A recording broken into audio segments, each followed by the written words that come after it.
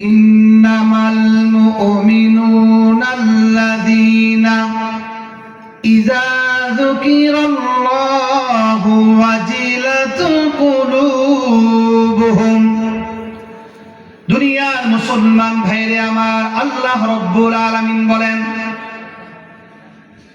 সফল ওই মুমিন, যে মুমিনের ভিতরে 5টা গুণ থাকবে। আল্লাহ বলেছেন এই মুমিনগুলো হলো সফল।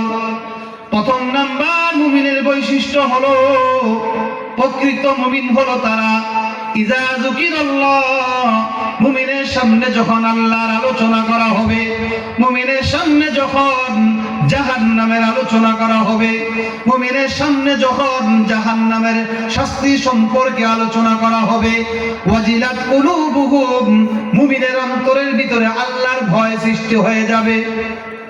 মুমিনের অন্তরে যখন আল্লাহর ভয় মুমিনের অন্তরে সৃষ্টি হয়ে যায়, ওই মুমিন জীবনে কোনোদিন গুনাহের কাজ করতে পারে না, কারণ মুমিনের অন্তরের ভিতরে আল্লাহর ভয় ঢুকে গেছে, মুমিনের অন্তরের ভিতরে জাহান্নামের ভয় ঢুকে গেছে।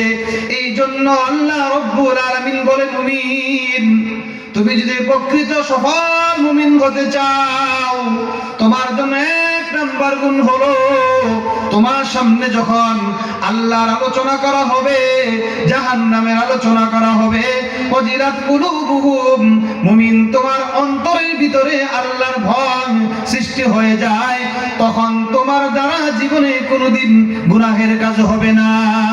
ঠিক কিনা বলে?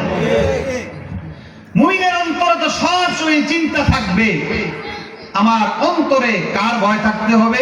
আল্লাহ। আরেকটু জোরে, কার ভয়? আল্লাহর ভয় যদি কোনো মুমিনের ভিতরে থাকে, যেই জিনিসটা র‍্যাব দ্বারা হয় না, যেই জিনিসটা পুলিশ দ্বারা হয় না, যেই জিনিসটা আর্মি দ্বারা হয় না, ওই জিনিসটা আল্লাহর ভয় দ্বারা হয়। ঠিক কিনা বলে? একটা মানুষের অন্তরে যদি আল্লাহর ভয় থাকে, ওই লোকটা জীবনে কোনোদিন মিথ্যা বলতে পারে না, কারণ তার ভিতরে আল্লাহর ভয় রয়েছে।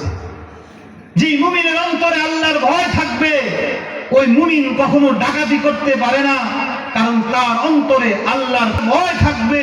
ওই লোকটা কখনো সুদ খেতে পারে না, হারাম খেতে পারে না, অপরের হক নষ্ট করতে পারে না, মিথ্যা বলতে পারে না, হারামের সাথে সম্পৃক্ত করতে পারে না। একটা গুণ পারে তাকে জাহান্নাম থেকে মুক্তি দিয়ে জান্নাতে দিতে, সেইটাই হলো আল্লাহর ভয়। ঠিক কিনা বলে?